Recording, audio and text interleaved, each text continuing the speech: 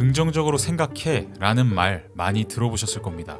저도 이런 결의 이야기를 주변에 되게 많이 하는데요. 상심한 사람을 보면 괜찮아, 그렇게까지 슬퍼할 필요 없어 라고 말하기도 하고, 화내는 사람을 보면 지금 그렇게 화낸다고 달라지는 건 아무것도 없어, 진정해, 상황을 다시 봐봐, 그렇게까지 화낼 이유가 없어 라고 말하기도 합니다. 부정적인 감정은 상황 판단을 객관적으로 하기 어렵게 만들고 문제 해결을 위한 제대로 된 행동에 나서는 것도 가로막습니다. 똑같은 상황이어도 긍정적으로 인식하면 여러모로 훨씬 낫죠. 네, 이게 우리가 흔히 하는 생각입니다. 부정적인 태도는 당연히 인생에 부정적인 결과를 불러오고, 긍정적인 마음이야말로 긍정적 결과의 원천이라는 생각. 이 아이디어는 얼핏 보기에 전혀 문제가 없는 것 같습니다. 우리 시대에 꼭 필요한 메시지 같기도 하죠.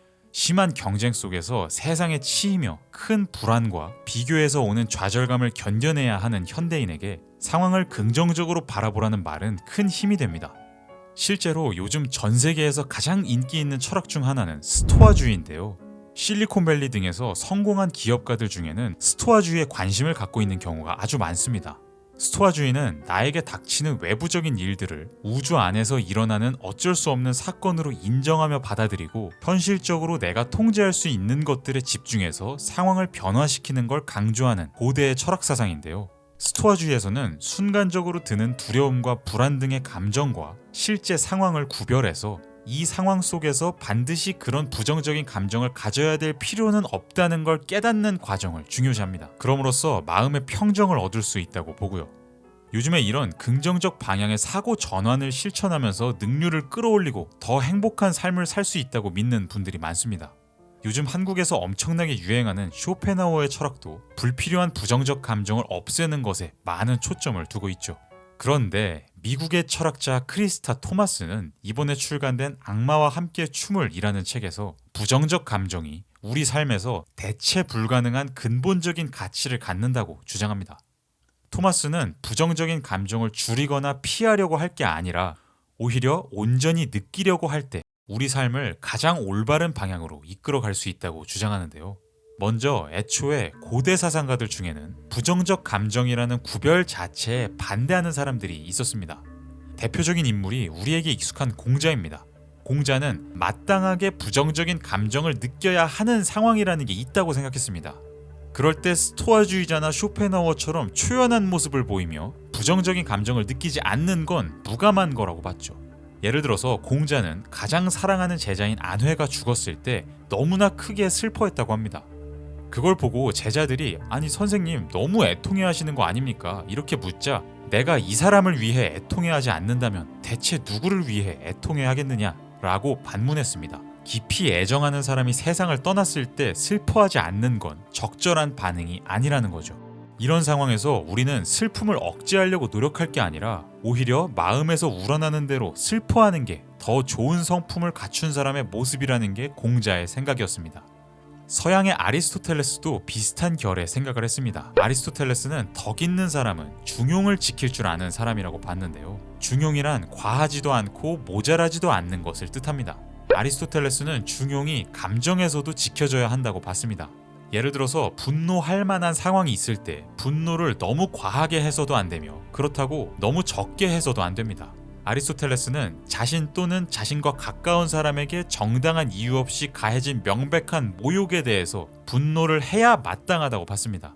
이런 상황에서 충분히 분노하지 않는 사람은 어리석고 비굴한 것이라고 봤죠. 이 또한 스토아주의자들이나 쇼펜하우어가 이야기하는 초연함과는 상당히 다른 견해입니다. 토마스는 악마와 함께 춤을 해서 스토아주의처럼 감정을 최대한 제거해야 한다고 보는 사람들을 감정 통제형 성인이라고 부르고요. 공자와 아리스토텔레스처럼 특정 상황에서 느껴야 마땅한 감정을 느끼도록 자신을 훈련시켜야 한다고 보는 입장을 감정 수양형 성인이라고 부릅니다. 그런데 중요한 건 토마스는 감정 통제형 성인에도 반대하지만 감정 수양형 성인에도 일부 반대한다는 겁니다. 토마스는 우리가 부정적 감정을 느껴야 마땅한 상황 같은 것을 나누는 것 자체가 문제가 있다고 봅니다.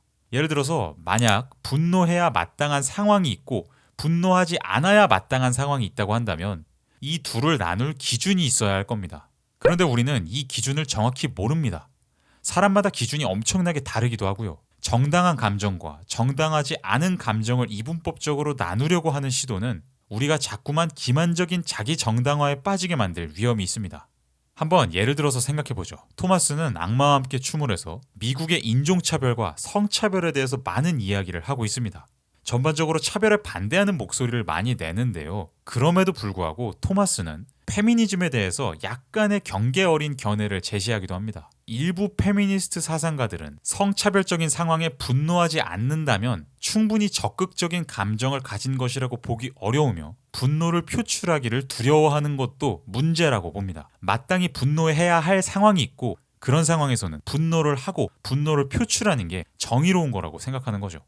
그런데 이런 사고방식의 문제점은 자신이 피해 입은 부분을 자꾸만 확대 해석하고 거기에 빠져 있을 위험이 있다는 겁니다. 분노를 그냥 느끼는 게 아니라 내 분노는 정의로운 분노다 라고 의미 부여를 하면서 부정의한 사람들과 정의로운 자신 사이에 우열을 나누게 되는 거죠.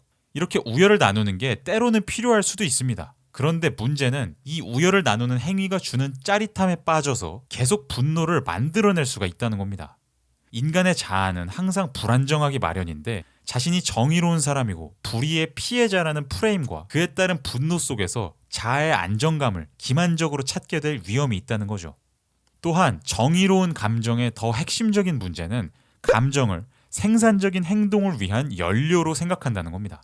즉, 감정을 특정한 목적을 이루기 위한 수단으로 생각한다는 거죠. 역사상 많은 사상가들은 불공정과 중대한 해악에 대한 분노는 좋은 분노라고 봤습니다.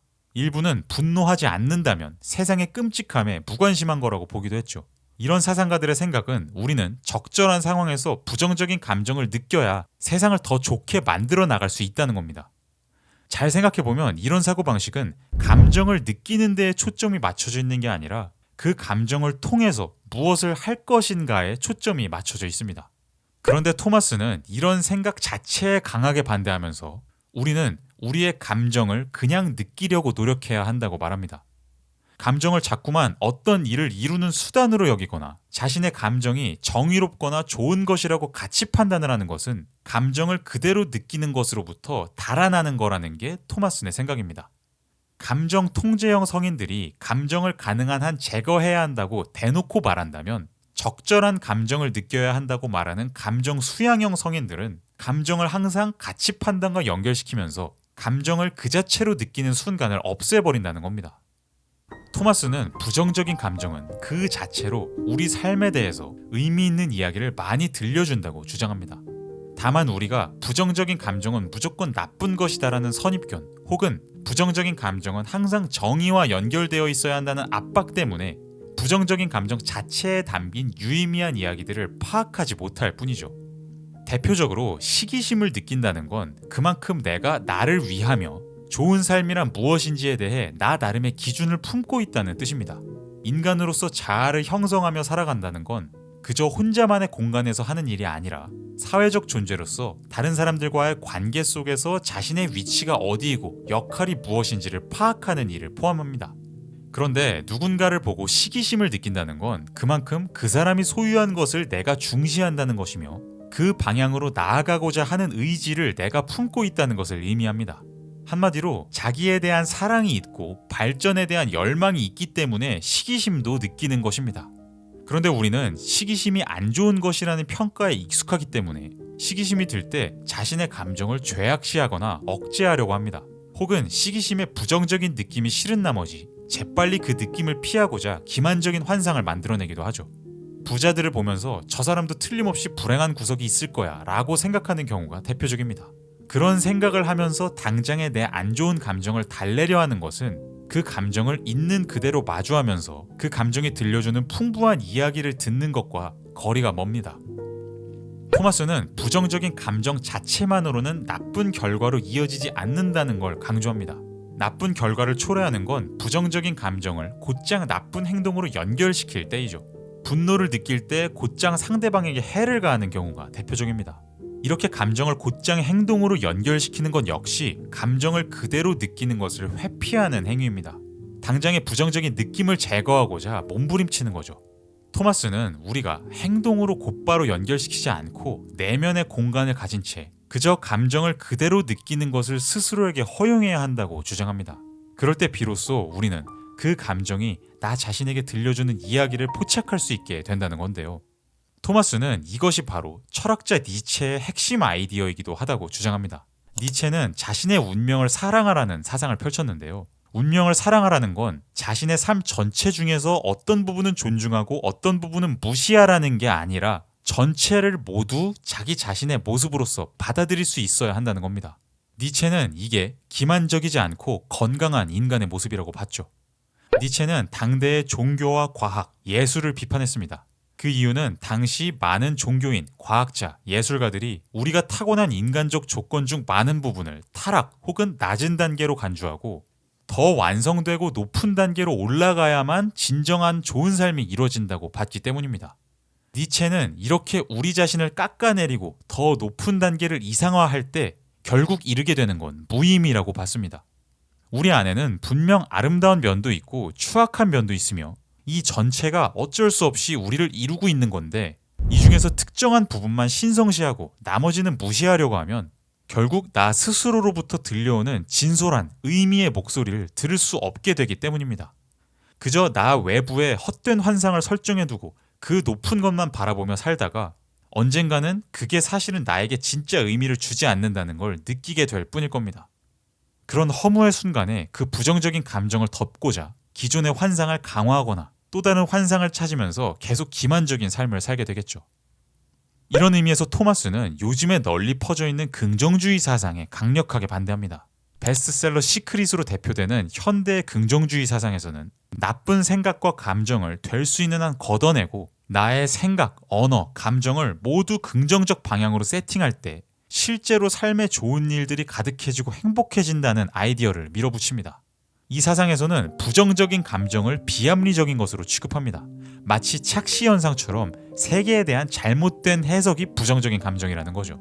그 어떤 일이 일어나든 우리는 그것을 굳이 부정적 방향으로 해석할 필요가 없으며 부정적 해석은 제거해야 할 오류라는 겁니다. 하지만 토마스는 부정적 감정은 상황에 대한 상당히 합리적인 해석을 담고 있는 경우가 많으며 그 목소리가 우리 안에 울릴 수 있도록 충분히 공간을 주고 귀를 기울이는 게 그러지 않는 것보다 훨씬 더 나은 삶의 방식이라고 주장합니다. 마치 시각에만 의존하고 촉각은 사용하지 않는 사람보다 그 두 능력을 모두 활용하는 사람이 상황에 대한 더 다각도의 정보를 얻는 경우가 있듯이 항상 부정적 감정을 내치려고 하기보다 경우에 따라 긍정성과 부정성 모두에 주목할 때 삶의 이야기를 더 풍성하게 느끼며 살아갈 수 있다는 겁니다. 네, 지금까지 악마와 함께 춤을의 내용을 바탕으로 부정적인 감정을 느끼며 살아야 하는 이유를 살펴봤는데요. 저도 지금까지 여러 영상과 책을 통해서 인간의 삶에는 항상 어두운 면이 참 많으며 그것까지 들여다볼 수 있어야 자아에 대한 균형 잡힌 시각을 가질 수 있다고 주장한 바가 있습니다.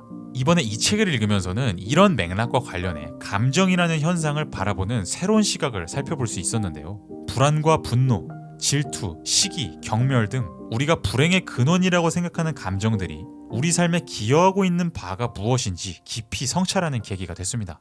그리고 사실 제가 이 책을 읽으면서 얻은 가장 큰 교훈은 저 자신보다 인간관계에 관한 것입니다. 저는 주변 사람들이 힘들어하거나 감정이 격해질 때 어떻게든 그런 감정에서 빨리 벗어나도록 도와주려고 했습니다. 사람들이 계속 부정적 감정에 빠져 있으면 제가 다 조바심이 났고 어떻게든 해결책을 찾으려 했죠. 그런데 이런 태도가 감정을 정면으로 마주하는 태도는 아니라는 점에 대해서 생각해 보게 됐습니다.